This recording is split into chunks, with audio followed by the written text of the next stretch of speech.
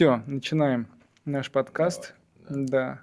Подписчики. Всем привет, подписчики. Вот вам сердечки. У нас сегодня в гостях... От меня. Не, от тебя же видно. От меня сюда. Да. У нас сегодня в гостях великолепная женщина. Вот, Спасибо. специалист по нетрадиционной медицине. Шутка. Альтернативной. Альтернативно. Вот, Марьяна. Привет, Марьяна. Привет, парни. Наконец-то мы встретились, да? Там с тобой переписываемся уже, не знаю сколько. Долго. Долго, и никак я к тебе, тебя сюда не притащу. Но Да. наконец-то мы встретились. Время, да, нашли. И вы можете мне задать все свои нетрадиционные вопросы Наконец-то. для альтернативной медицины. Да, альтернативная медицина. Я хотел спросить, узнать, это больше по, наверное, гормонам. Вот несколько гормонов. Один из них связан непосредственно со мной, потому что у меня там определенный диагноз поставили, некротизирующий панкреатит. Вот. И я хотел узнать про инсулин. В общем, на что он влияет, как, я имею в виду для наших слушателей, для чего он нам нужен, с чем связан, что регулирует вообще, в принципе, про инсулин. И там дальше я задам другие вопросы. Хорошо. Уже по теме. Дальше. Хорошо, договорились. Начнем с того, чтобы мы не говорили на китайском языке. То есть, что касается некротизирующего панкреатита, чтобы зрители тоже нас всех понимали. Мы-то знаем, о чем мы говорим. Чтобы наш главный вегетарианец. Поджелудочная железа у нас. Да, тоже. Случилась проблемка с поджелудочной железой. Вот, это называется панкреатит. Насколько я теперь знаю. Правильно. А некротизирующее, это означает, если вот там клеточки поджелудочной, в зависимости там, от определенных обстоятельств, они не выдерживают, возникают воспаления. Воспаление настолько сильное, что они умирают и утрачивают свою функцию. Вот. Чтобы зрители могли лучше, это легче все представить, то есть поджелудочная, да, она вырабатывает несколько гормонов, один из них инсулин, то есть клетки ее. И инсулин влияет на наш сахар в крови. И, допустим, если там несколько клеток в поджелудочной железе, они умерли, то есть это как пожар в лесу. Да, лес горел, те деревья, которые сгорели, они дальше не могут расти, не работают. И то же самое, те же клеточки, то есть не работают. Но они, то есть, не восстанавливаются? Печень восстанавливается. Да, вот я хотел понимать. Поджелудочная железа, если тем более там это все то есть есть несколько вариантов, да, то есть это может быть, эти клеточки могут обволакиваться как мешочками, и это называется как кисты. То есть не у совсем меня киста. тоже были это WON, я не знаю, как по-немецки, это аббревиатура. Вон поджелудочной железы. Wall of necrosis. Да. Называется это на английском, то есть клеточки умерли, и поджелудочная железа, она умный орган, и чтобы отгородить это все от здоровых клеточек, она выстроила там стенку, такую мембрану, да, чтобы это все не влияло. То есть если это небольшая часть, если там киста небольшая, не давит там на какие-то органы, еще что-то, то есть вполне возможно, что тебе сильно мешать не будет. Вроде бы нет. Так, мне сделали там 5 эндоскопий, получается, и вычищали весь некроз. Супер, да. То есть я лежал в больнице месяц. Да. Эти все процедуры делались, и вроде бы все вычистили. И да, мне просто врачи особой информации не дали по этому поводу. Меня больше интересует, насколько большая, например, вероятность того, что у меня в данной ситуации, там, по-моему, хвостик поджелудочный пострадал. Вот. И насколько вероятность того, что у меня сможет образоваться сахарный диабет? Если брать статистику этого всего, то есть примерно говорят 20-40% пациентов, да, Мгм. с похожим диагнозом, они развивают сахарный диабет. Окей. Но это все зависит от человека. То же самое, что говорят, вот у меня генетика, поэтому у меня диабет, мама, папа диабетные, бабушка тоже у меня диабет, или поэтому у меня жирная тяжелая кость. Нифига. Мгм. То есть у тебя диабет, потому что ты много жрал. Мгм. Вот. Или то Ну, же я как самое бы не очень. жирная кость. Ну, то есть мы говорим о Но это врожденный, получается, диабет. Я знаю то, что есть еще приобретенный диабет. Я только что говорила о диабете приобретенном. То есть в Окей. основном все спихивают на генетику. Мгм. Что я хочу сказать, да, что генетика не всегда всему есть виной. То есть Мгм. предрасположенность может быть. Там после каких-то диагнозов предрасположенность может быть. Но только ты управляешь тем, разовьется это все или нет. Мгм. То есть в основном твоя машина, у тела машина, руль у тебя в руках, в зависимости от того, как ты себя будешь вести, куда ты там будешь ехать, все будет хорошо, ну или не очень хорошо. Мгм. И то же самое и с диабетом. То есть, ну, когда страдает поджелудочно, то есть это не диабет второго типа, как принято считать, это диабет третьего типа. То есть, ну, если совсем по-умному сказать, это 3С, да, Мгм. вот, а, которому является причиной вот именно пострадавшая поджелудочная. И что надо для этого делать? Надо следить за питанием обязательно. Обязательно, да? Да, то есть полный отказ от алкоголя, питание, то есть чтобы ты смотрел за потреблением углеводов, чтобы это не было, скажем так, питание, которое насыщено углеводами. Лучше всего, чтобы в твоем питании преобладали белки, жиры, много клетчатки, то есть белки там, Ну, мясо, рыба, имеется в виду птица. углеводы какие? Углеводы простые или сложные? И то, и другое. То есть уменьшить углеводы. Уменьшить, чтобы оно было, скажем так, на минимуме, чтобы ты Мгм. там не топтал, не кушал там мисками рис или макароны, или гречку, или что-то там кушаешь, да, чтобы ты просто ограничил, лучше скушай побольше овощей, Мгм. лучше скушай там немного больше рыбы, или там орешков, или там яиц, или мясо, ну, то, что ты кушаешь, да, и немножко меньше углеводов. Мгм. То есть это вот именно для тебя это важно. Силовые тренировки, потому что чем Это больше такое, да. мышц, Мгм. тем больше твои мышцы способны, эм, скажем так, сохранять энергию в виде сахара. Она будет сохраняться в Мгм. мышцах. Мышцы — это такой орган, который насыщен митохондриями. Мгм. И они могут очень быстро перерабатывать, скажем, сахар в энергию. Вот человек с мышцами — это как Ламборджини, да, а человек без мышц это как Опель. Вот на Ламборджини ты там сел, такой включил на всю, ты едешь там 300, и ты максимум доехал до Европы парка. Мгм. А на Опеле ты сел и такой тыш, ты до Польши доедешь. Мгм. То же самое и человек с мышцами, то есть у него организм перерабатывает эту энергию вот так вот, очень быстро, даже сидя на диване.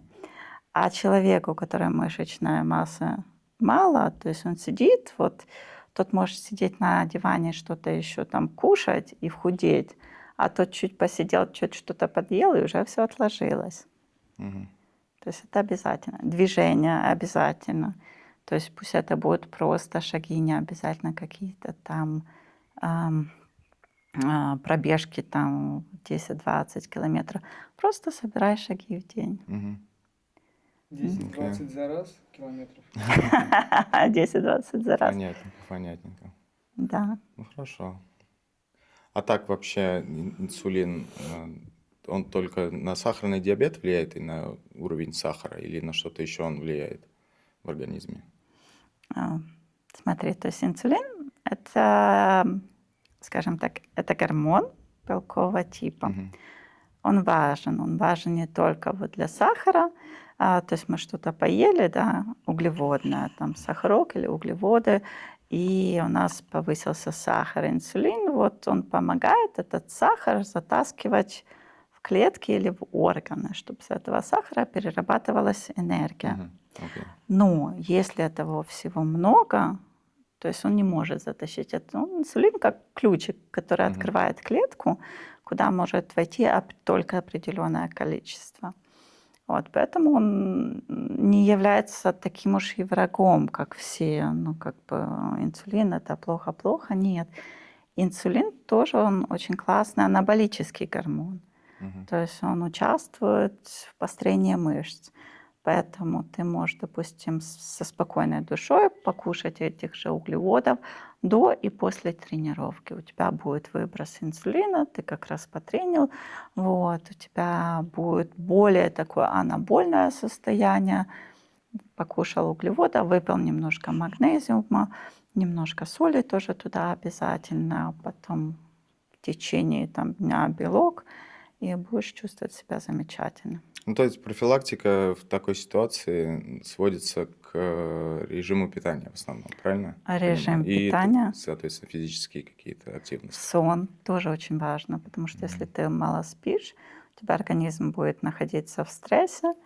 И если Все равно проблемки, конечно. Почему? Не Почему? знаю, наверное, возраст какой-то. Я не знаю, я во Всегда, сколько не не ложусь, всегда я в так. 6 встаю.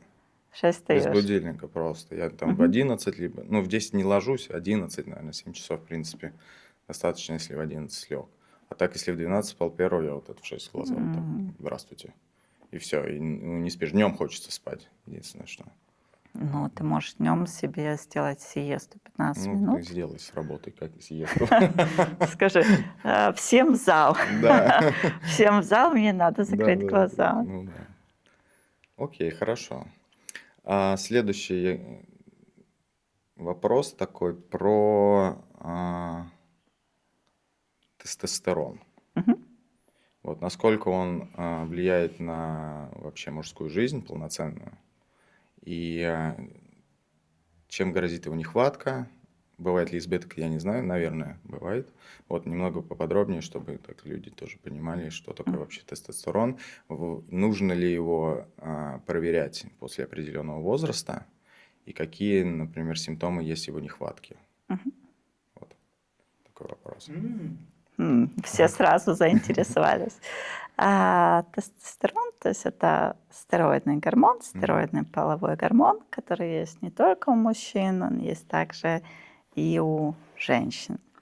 Он очень важен для мужчин, также для женщин. Для женщин мы сделаем это в другом подкасте. Сейчас мы поговорим только исключительно о мужчинах. Он важен, скажем так, в первую очередь для жизненной энергии. То есть если тестостерон на хорошем уровне, то есть вот это есть драйв к жизни, кайф к жизни, вот эта жизненная энергия, он влияет также на развитие мышц. Мы можем также заметить, ну, посмотреть на бодибилдеров, да, которые в основном там очень большое количество, большой процент их употребляет дополнительно тестостерон, он помогает наращивать мышцы. То есть мужчины могут нарастить мышцы и без него, но, скажем, это так на 3 уровня выше. Тестостерон отвечает за либидо и сексуальное желание, то есть все, что связано с сексом. Многие думают, что ну, вот тестостерон, у тебя эрекции нету, надо смотреть тестостерон. Да, возможно, но это уже более такое, ну, косвенное влияние, потому что в основном это связано с сосудами, ну и с психикой. Да, тестостерон имеет влияние, но не такое уже прямое, как говорят. Тестостерон также влияет на психику. То есть мужчины, которые нормальное количество тестостерона, он вот такой вот замотивированный, он такой добыватель, достигатель, такой драйвовый, сильный, уверенный в себе. То есть если мужчина там раздражительный, такой кричит, взрывается на все, что можно и нельзя, то есть это говорит более о нехватке тестостерона, чем у его там избытке. Ну, естественно, это также зависит, скажем, от культуры, генетики и так дальше. Вот. Это в основном вот основные функции тестостерона. Да, вот вопрос еще был. Вот нужно ли обязательно после определенного возраста проверять тестостерон? Либо же это от симптомов по самочувствию? Как? Профилактически почему бы и нет? То есть профилактически, скажем так, около 40 лет можно посмотреть, в каком состоянии мои гормоны, потому что мы часто забываем, а потом чик-таки очнулись, а все.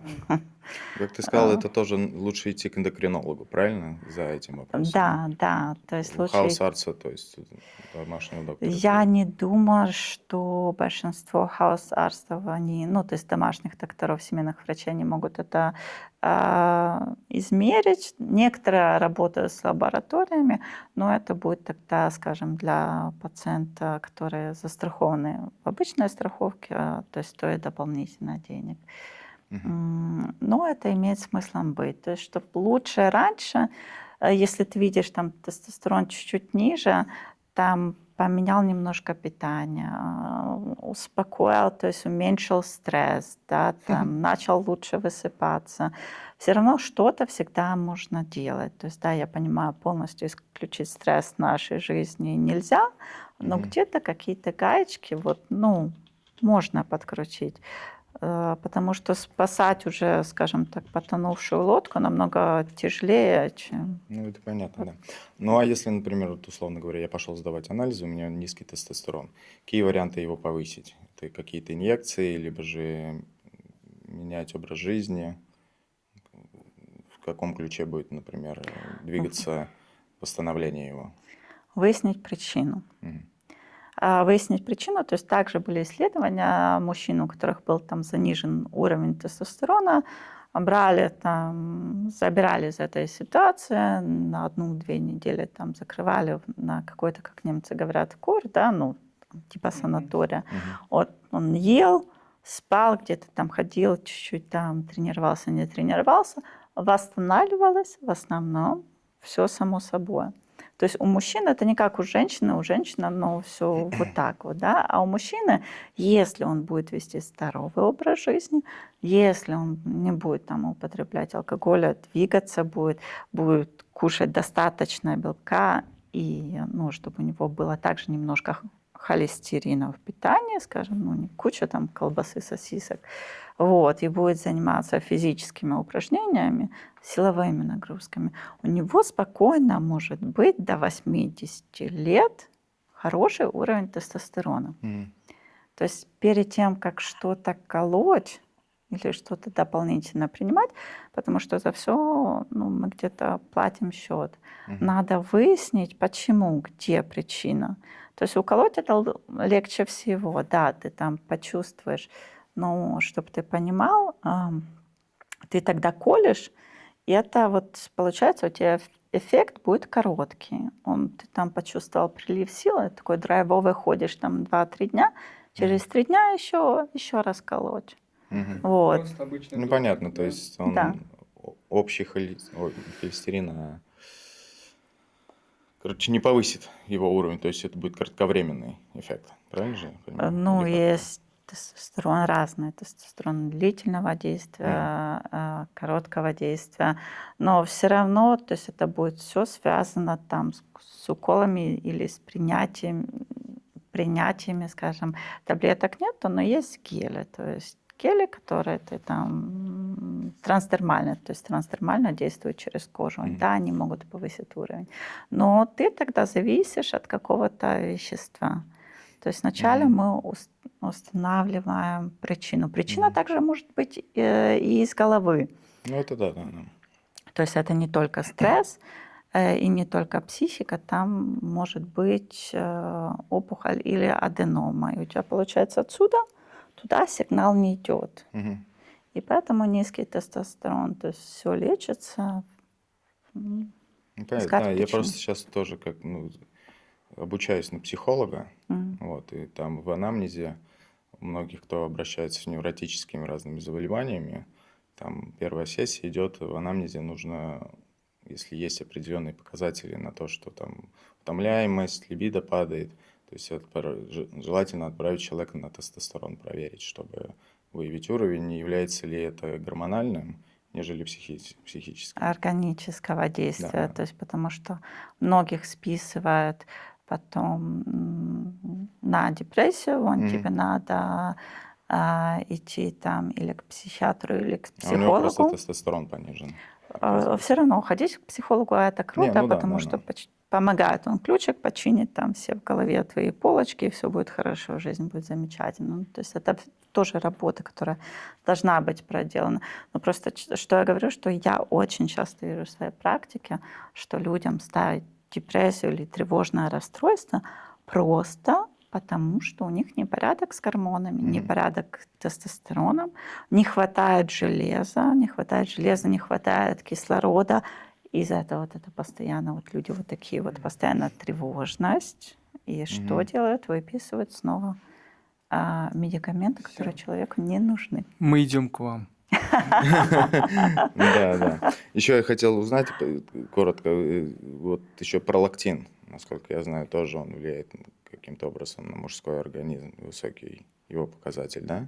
Да. Это что это вообще такое? Пролактин – это тоже один из гормонов. И да, то есть если какие-то там проблемы с тестостероном, или, допустим, там мужчина вроде и тренируется, и питается, он, ну, как бы вот как а, ну, опухший, ну, отекший, Мгм. да, вот такое вот впечатление. То есть это может быть щитовидка, может быть действительно пролактин. Пролактин – это гормон, который также зависит от стресса. То есть если у человека очень много стресса, то тогда может повышаться пролактин. Из-за этого, чем больше пролактин, тем ниже тогда будет падать Тестостерон. То тестостерон. есть они Да, взаимосвязаны, получается. да. Ну и, Мгм. естественно, пролактин может повышаться также, как я уже и упомянула, то есть причина может быть голова, то есть там аденома гипофиза и так Мгм. дальше. Вот. Они также повышают, вот аденома, они повышают уровень пролактина в крови. Короче, надо идти баху Жесть. светить.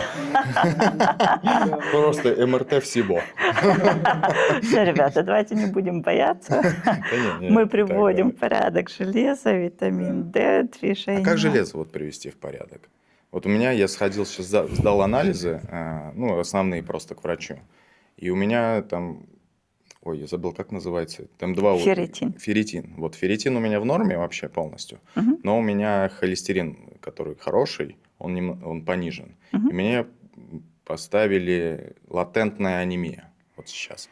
Я думаю, что у тебя не холестерин Ну, там понижен, какие-то показатели именно а у холестерина у меня тебя, понижены. думаю, что, возможно, гемоглобин у тебя Может понижен. быть, не знаю, Возможно. наверное. Вот, чтобы повышать железо, ну, для железа нам надо все-таки кушать животное, ну, то есть яблоки. Кстати, о яблоках тоже была такая история о яблоках. Ну, от бабушки рецепт, сразу скажу, ребят, он не действует. То есть берешь яблоко, берешь ногти, то есть вам обоим надо отрастить ногти. Вы Так. должны ногти засунуть в яблоко.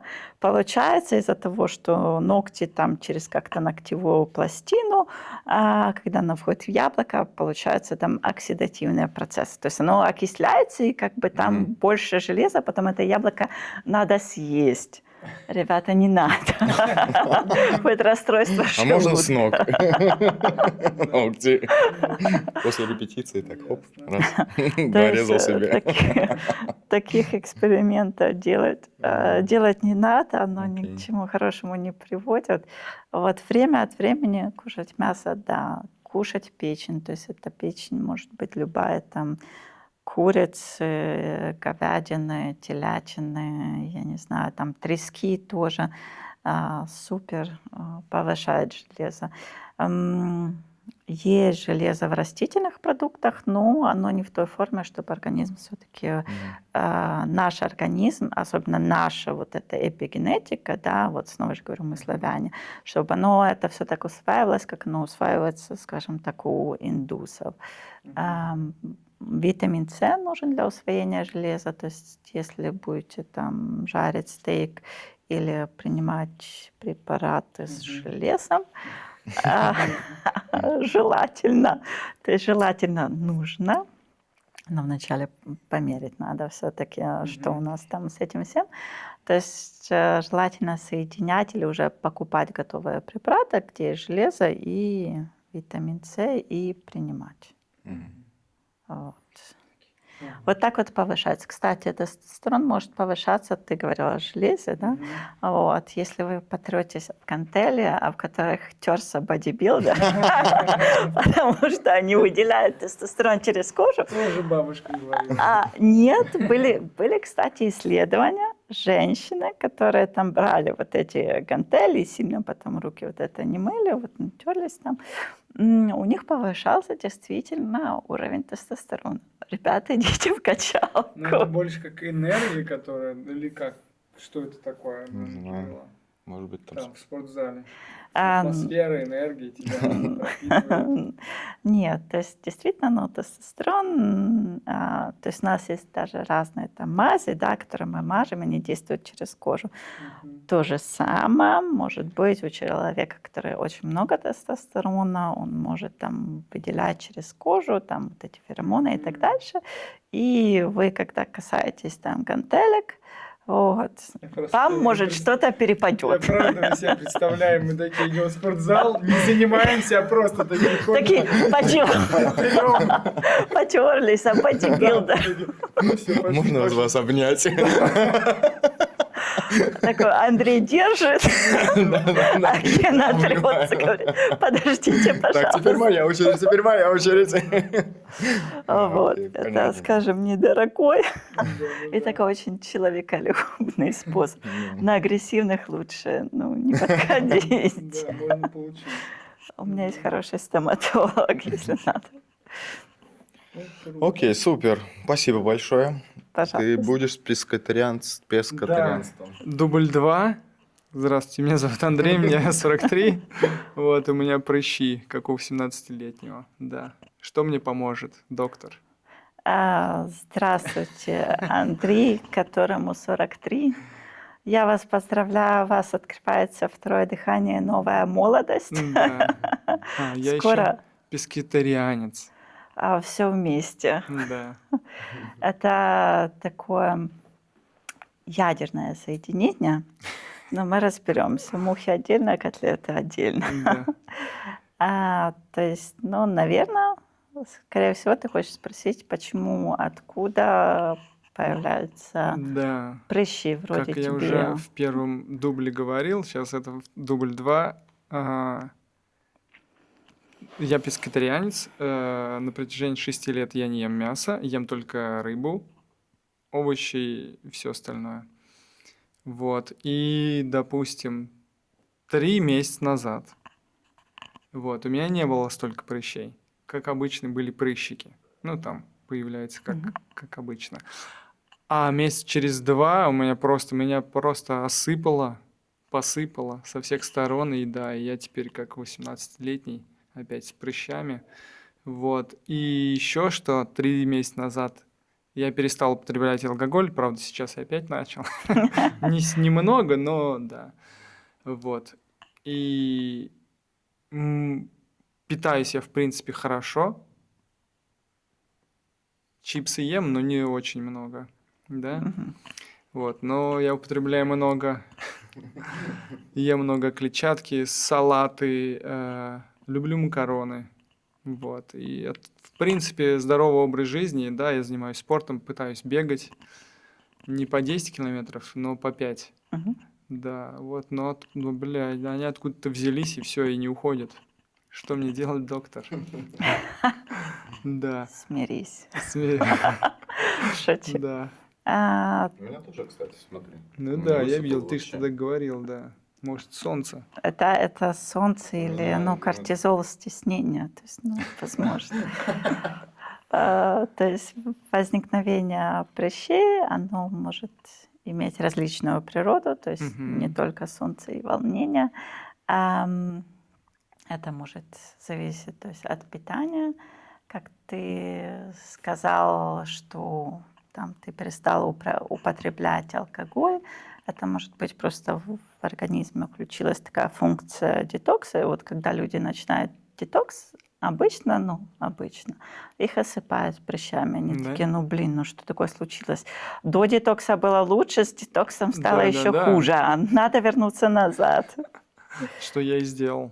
Да. Выровнять ситуацию. Да-да-да, Да, не выровнять. помогло. То есть, ну, вот организм так чистится, Мгм. он так через кожу. То есть это может быть одна из причин.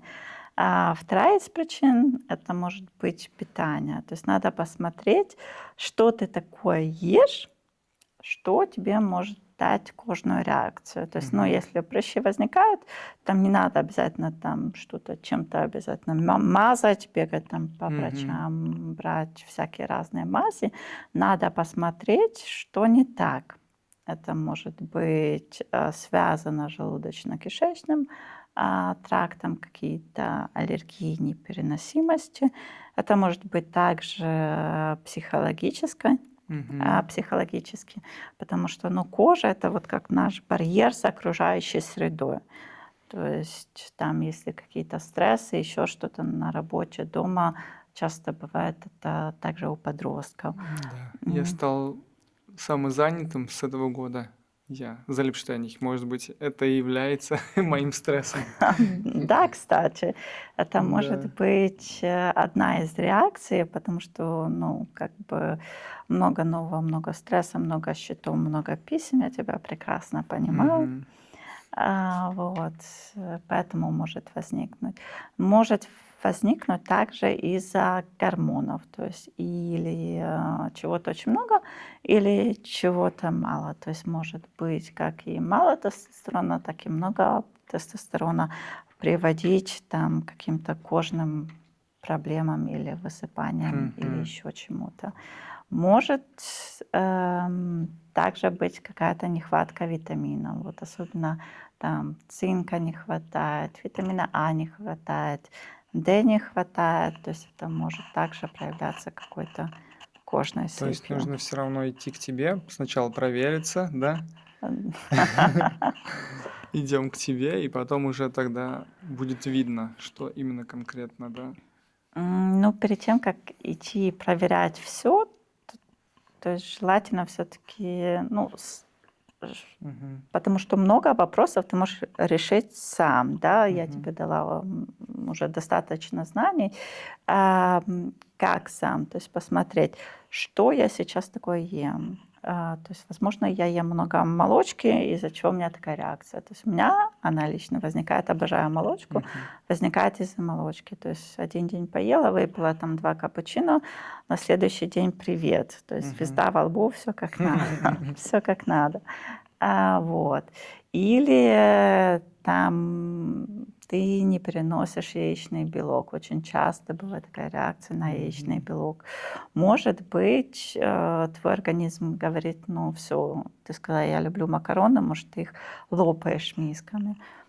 Вот. И говорят, не, все, Андрюш, хватит, хватит, хватит, Мгм. хватит. Ну, а ты смотришь и ж не понимаешь. Это же может, да, как уже говорил, накопительно. То есть раньше этого не было никакой реакции у меня ни на макароны, в М. принципе, вообще аллергии никаких ни на что не было. А вот сейчас они появились. Могут же они появиться, да? Да, это может быть Такие накопительно. То есть, ну, как бы раньше все было окей, особенно когда мы были детьми, да, молодыми. молодыми. Пока мы не начали работать и не начали заниматься самодеятельностью, все Мгм. было окей. Начали, все стало не так окей. Это имеет место быть, потому что, ну, чем человек взрослеет, да, или там Мгм. становится самозанятым, больше стресса, больше кортизола, кишечник, как сейчас модно говорить, становится там непроницаемым. Вот, там начинается leaky gut, как говорят американцы, или дырчатый кишечник, но не дырчатый, это просто такое вот выражение. Из этого вот возникают аллергические реакции. Смотри, что ты ешь, смотри, что ты пьешь. Возможно, это какие-то вот напитки, какие-то подсластители, возможно, какой-то радлер не тот. Лучше просто Мгм. просто чистый продукт. Да, Вот. водочку. Как раньше. Водочку. Дезинфекция, Да-да-да, да. протираться. Вот. И ты уже этим решишь много вопросов. Мгм. И потом уже, если там что-то сдавать, лучше обратиться вначале все-таки к специалисту, потому что ты же пойдешь сдавать, ты не знаешь, что тебе сдать. А из разговора можно много чего понять. И Мгм. ты сэкономишь 2 раза больше, чем ты пойдешь, скажешь мне вот это, вот это, Ну вот это, да. все гормоны. Может, не надо все проверять. Может, только надо поменять питание и пить достаточно воды, не лопать много сладкого, потому что чем больше инсулина, кстати, тема инсулин, чем больше сладкого, тем больше повышается сахар в крови, больше инсулина, ну и, естественно, кожа реагирует Мгм. прыщами. Еще один вопрос сразу про сахар в крови. Допустим, иногда такое бывает, не часто. Делаю я пробежку 5 или Мгм. 10 километров. И во время пробежки уже, это как у меня было раньше, я чувствую, что у меня начинается трясучка у меня такая, наверное, понижается сахар. Вот. Скорее всего. И после пробежки я прибегаю домой и думаю, блядь, все.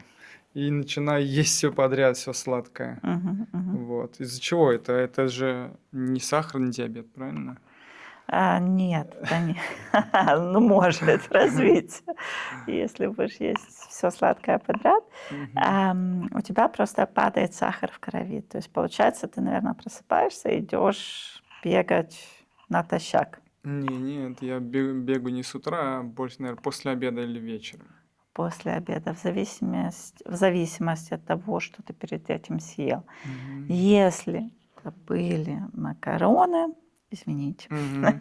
или там чипсы, или еще что-то там такое сладкое, то есть сахар у нас после такой вот еды вот так вот он понижается очень быстро, очень резко, очень высоко, а потом он вот так вот падает. То есть он, получается, мы начали отсюда, он упал сюда. Вот. Ты, получается, сахар в подвале, да, как Мгм. немцы говорят, im Keller. И твой организм думает, блин, что такое? Ну, война снаружи, надо Мгм. спасать Андрея, и бегом такой сигнал к мозгу, давай, давай, ему надо энергия, сахарок, сахарок. Ну и ты, Мгм. получается, ты думаешь, ты сам все решаешь, а нифига ты сам все не решаешь. И поэтому Мгм. твоя рука такая чик и потянулась. Ну да. То есть, что можно перед пробежкой что-то съедать, там, бананчик или еще что-нибудь. Ну, М, банан тяжело, наверное. Ну, вообще банан тебе не надо перед пробежкой, потому что банан ты можешь скушать перед, ну, если там спринт будешь бегать, да, то есть тебе нужен быстрый выброс энергии. А это пробежка, и тем более, если ты там не спринтуешь, не бежишь там на рекорд, я подозреваю, это в таком нормальном темпе, Да. но не жесть. То есть тебе можно даже добежать на жирах, то есть на какой-то клетчатке, и Мгм. жирах тебе не обязательно углеводы, особенно на небольшие расстояния. Ты можешь там съесть пару орехов, можешь съесть там какую-то рисовую вафлю, намазать там ореховым маслом, миндальным маслом. Если чувствуешь, что вот тебе все равно нужна какая-то энергия, возьми большой вот финик, вот есть такие большие финики, положи туда там какой-то ореховый мусс, миндальный, там другой кешью, который тебе Мгм. нравится, положи еще несколько орешков в этот финик и съешь там 2, запей кофе и побежал. И у тебя не будет, то есть у тебя будет немного сахара, Мгм. в финике много клетчатки, в финике много микроэлементов, то есть также есть магнезий там, то есть тебе будет достаточно. И плюс жиры, то есть сахар, он не будет так вот сразу, он будет по Мгм. чуть-чуть. Ну, орехи снова же такие жиры, клетчатка и растительный белок. Добежишь. Спасибо, да, за совет. Наверное, так и буду делать Да. скоро, да. А то иногда бывает, правда, такое, что ж прям... Даже как раньше, когда танцевал, это было не часто, не каждый день. Мгм. Танцуешь, нашел, особенно на итальянской сцене, на улице. Я чувствую, что мне, ну все, пипец, блин, меня аж трясет, меня аж в пот кидает. Мгм. Да, а здесь ты не можешь уйти со сцены и бросить это дело. И танцуешь, продолжаешь, потом быстрее в раздевалку, блин, и чем-нибудь заедаешь, если есть.